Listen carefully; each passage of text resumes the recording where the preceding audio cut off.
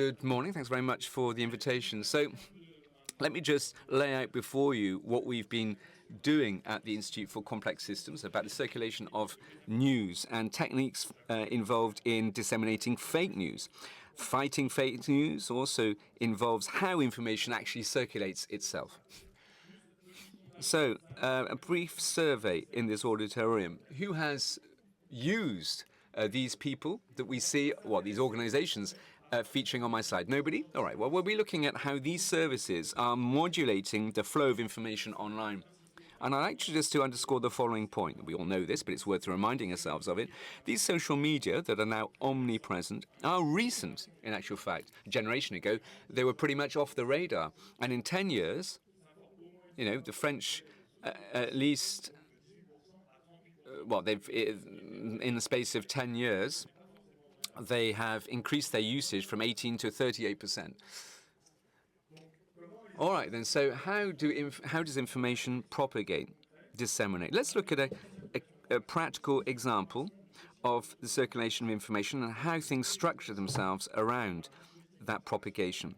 Now, we set up an observation center at the CNRS called the Politoscope, and since 2016 has been looking at online political activism through Twitter, analyzing a huge number of political tweets, about between 500,000 and 2 million tweets were analyzed. And it's that clutch of data that will help us understand what we can say about social media and how they structure information. Now, you probably know these techniques, but let me go over them once again. When you've got a social media where they're sharing, Facebook, Instagram, Twitter, what have you, where people can share content without modifying that content, so it just circulates, we're going to have this type of diagram. So somebody who's emitting a message, a tweet, a person who will receive said message and then try to share it. So he retweets.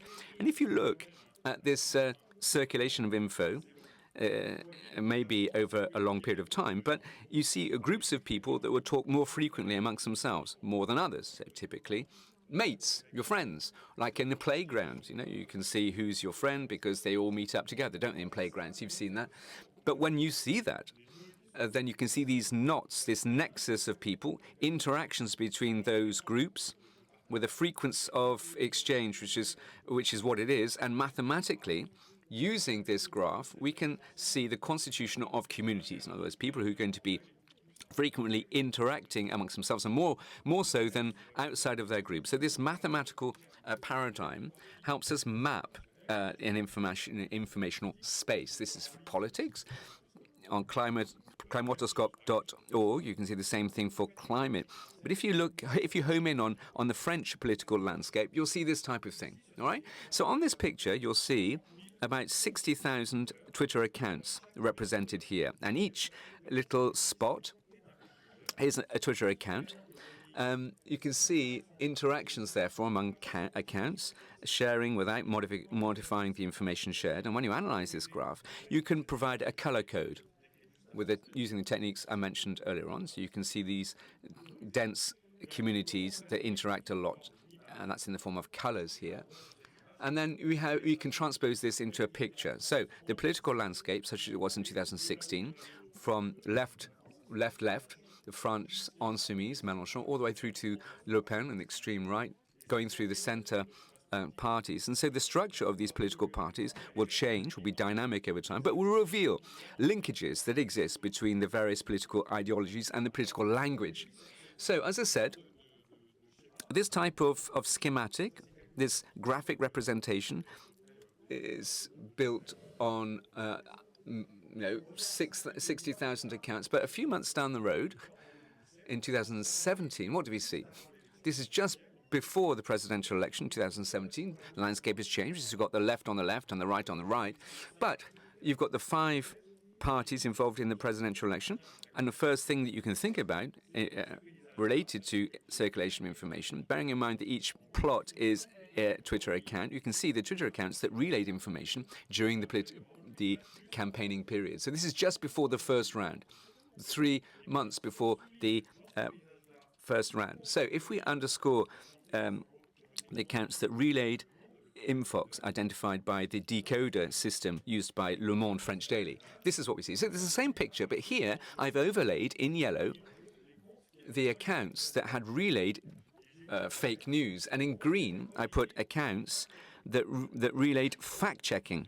URLs of decoders, deciphering apparatus, if you will, that tries to unpick the fake news. And so what comes across very clearly here is that fake news, as in terms of what had been identified at the time, are concentrated in a specific landscape, in a specific plot around François Fillon, Marine Le Pen. 70% of all the tweets, the fake news tweets that had circulated at the time, such as being identified as they were identified by Le Monde Daily French newspaper, but the fact-checking was circulating in the left-hand side and in the Macron area,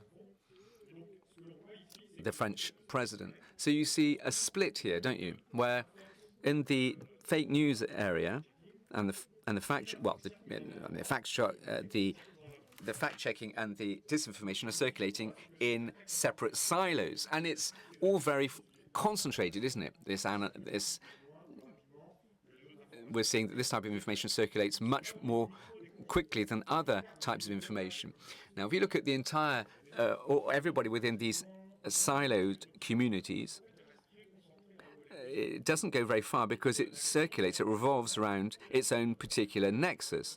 And for people who produce this information, the question is, how are they going to exit from these confined spaces where they seek to contaminate the rest of the network? And the media outlets can be a factor for vectoring that relay of information. So basically, it boils down to the question, who is producing this information? Who is doing the fact-checking? If you move from left to right, from the parties on the left to the right hand, to the right of the political spectrum, what do we see? You can see these humps, these bell-shaped curves that yield the findings. So we can see a particular structuring of political activism in an echo chamber, as it's described. You're probably familiar with that just as well as I am. But it leads to this type of thinking with some media outlets. People will be challenging things and saying, look, how is it, they might say, that Emmanuel Macron is at 30%, whereas when I look around myself, everybody hates him? Well, because the people who are looking around themselves are in this particular space, a confined space that only see information revolving around themselves. And so it's that enclosure effect is what we need to look at beyond the circulation of information and fake news. We have to think about how social media is structured and how they can impact on the flow of information.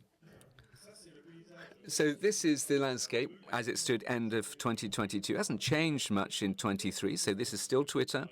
We're still zooming in on the political landscape. And what do we see? Well, if we compare with the first picture I showed you a moment ago, the landscape has radically changed. And here, in particular, we've got the extreme right that has ballooned with aggregating to it a number of parties. But also here we have a community, which is very interesting because it's the conspiracy theorist community that constituted itself during COVID. We can talk about that afterwards in the Q&A. But that community we see in other countries. And here it's bridging, if you like, itself with France Insoumise, far left in France, and the far right in France, and has produced some anti-establishment movements. So in the space of 5 years, political activism has been radically changed. That's what I talk about in my book. This is 2016, so on the left. Moving to the right, we have intermediary, moderate communities. So we go from the far left to the far right here, moving left and right on my slide. In 2022, the linkages and the circulation of ideology has been turned on its head.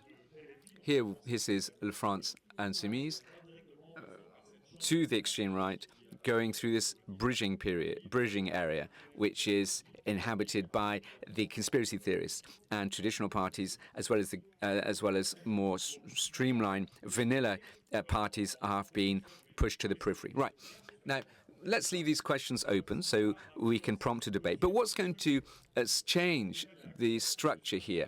Well, we have the information structure, right? But the question is, are there roads and how they're connecting the various cities. I mean, if I use that metaphor of traveling in a car. So the first point that we may wish to revisit in the Q&A, some of you no doubt are very sensitive to what's going on in Twitter, but you need to remember that Twitter trends are personalized, they're bespoke for you, tailored to your taste, but they're also manipulable. An example. We had a really mad case during the presidential campaign period, the rumor to suggest that Brigitte Macron, so the president's wife, had a brother who was a trans sexual partner, and that was Brigitte Macron herself or himself. But that was mad. But with the campaign, here we have the same political landscape. We have the far left here, the far right there, and Macron here. But if you home in on the accounts that relayed that type of fake news, what do we see? Well, we see that all those accounts were in the echo chamber that I mentioned earlier on, the conspiracy theory area. Following Filippo kind of crystallizes that.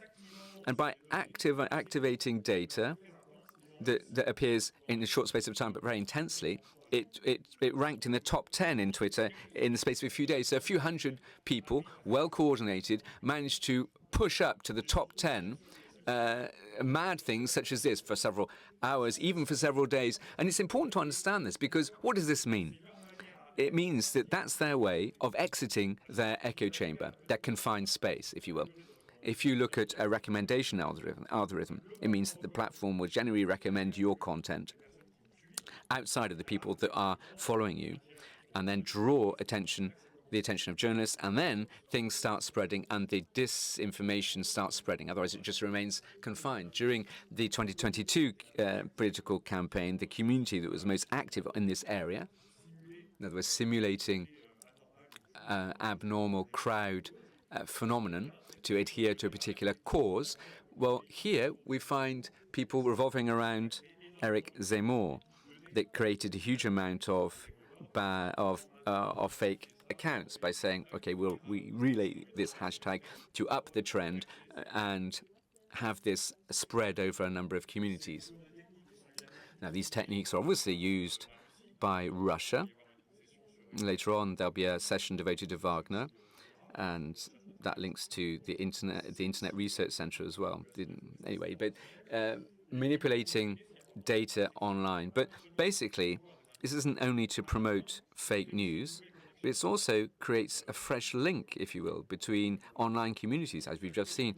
And then this creates a new configuration for the circulation, a new circuitry, if you will, for the information to flow. So here we have the Kremlin papers that was revealed in 2021 by the Guardian British Daily. We can see this leak from the Kremlin. We can see specifically it's describing their intention to modify the political debate in the USA through influencing the platforms and how information circulates. You've got this as well in artificial intelligence that can amplify your presence online and generate, therefore, more versions of fake news, but also new, fresh bridges between communities. Through the CIO, Mr. Altman, who alerted people to dangers after having developed this technology in the first place. And these latter are used in the field here in Burkina Faso as a case in point with false videos, probably pushed by paid accounts or fake accounts to relay a form of propaganda. And this video footage was attributed to actually to Wagner. So we've also got to see the systemic effect of all this, because outside of deliberate manipulation, just like Wagner's teams are doing, what do they do to create a sort of unfavorable environment for reliable information and the opposite for unreliable information? Now, for most of social media, for instance, on Facebook, people have too many friends as opposed to what they have on a daily basis, so they only trust their present news thread or news feed. And they use about 20% of what is really produced by this social environment. In other words, this platform filters and selects out of the 20% the 50% that suits it. And this is an important point to be kept in mind, because this 20% will be very manipulative and very oriented, and that'll influence the platform, and in itself, it'll distort the informational space. Let me give you a few examples. I can't develop all of them. Just an example then. During the pandemic, imagine that someone sees in his news feed these two messages. The first one says, yes, vaccines are safe for children and we shall allow it for children. And the second says, this is not true, it's misleading, there are lots of risks. And what do you think the people will click on, a mother or a father, to find out more? Now, in general, this is a psychological phenomenon which is not in fact impacted by social network. You tend to look at what's negative first and prefer that. And these digital platforms are those side of environments. You're learning from it. They're trying to get more commitment, more engagement, more clicks. And they know that people are going to click on one kind of content than another. And so they keep proposing that kind of content based on their psychological research that they've done. So as a result, platforms naturally amplify toxic content. So what we've measured over here, and we measured it on Twitter, for instance, the toxicity of content, in other words, a rate of content with a proportion of insults and anxiety-creating messages was 50% higher than what your real social environment produces. And this is due to several factors, and also what we've seen theoretically, that this idea of selection, this phenomenon of selection just to have more clicks, produces this kind of phenomena. On a more general platform, which also tries to maximize a commitment, the social power, in other words, the role of people in the network, depending on their popularity, is naturally concentrated on people who are the most toxic because they produce the most toxic content. They're the ones who are most read and most spread, and they get the maximum number of subscribers and likes. So this sort of environment is not neutral, and it is absolutely unfavorable to reliable, fact-checked information and has an impact on people, on the way they express themselves. There was a revelation of Franz Haugen, who explains on Facebook. In Poland, the very moderate parties had said that they were in favor of this commitment and that we had to change our communication, and we had to go from 50% of neutral content to 50% of more hostile content to 80% and 20%. And all this, of course, has a lot of impact.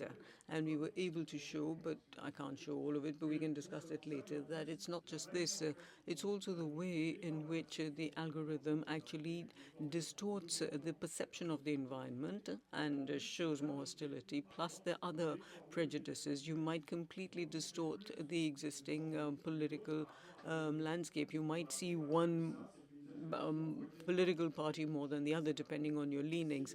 So if you look at this one, the anticipation and in the de-amplification of Macron. You see Macron's in blue, and all the others, which are communities of left or extreme right, are amplified or increased depending on what the person, the subscriber, is really subscribed to. So this is, again, very distorting. Now, here again, the journalist's role is extremely threatened. You must have realized that for yourself. But if you look at it over a 5-year period, and the use of media and use of certain abusive terms, for instance, media or journal op, you can see it's going up. So this is the political life in France, and you've got the same thing in all other countries too. So there's an increased trend now to run down the media, and that's going up greatly. And this has quite a lot of impact offline as well, and they're threatened offline, journalists are. So this was at the Capitol. The capital in Washington, they were actually massacred, these poor journalists. And then finally, it's the managers and the owners of these platforms are not neutral themselves, and they can banish journalists who they don't like. So in conclusion, I'd like to draw your attention and especially because I would like us to discuss this and you're better informed than I am, there is a great difference between the pre-social media network and the post-network. There are just no geographical frontiers now, and forces can be mobilized from one country to another, like Wagner going from one country to another, actually invading the political space of that place. And of course, you can't check the information. The information comes immediately, it's instantaneous, and then you get something denying it, so you get two sources of information, of news. And then there's also this astroturfing confusion of identity and messages, and that's hiding in a crowd. And what I want you to notice is the way information circulates. And the way algorithms work, and that has a huge impact on the circulation of news and the way users actually perceive it in their real environment. So, in conclusion, the question is, how much time do you feel you can fight the current and swim against the current? In other words, you can keep fighting the current, but if the current is extremely strong, you will be swept off. That's just an open thought. What should we do? Thank you very much. Thank you.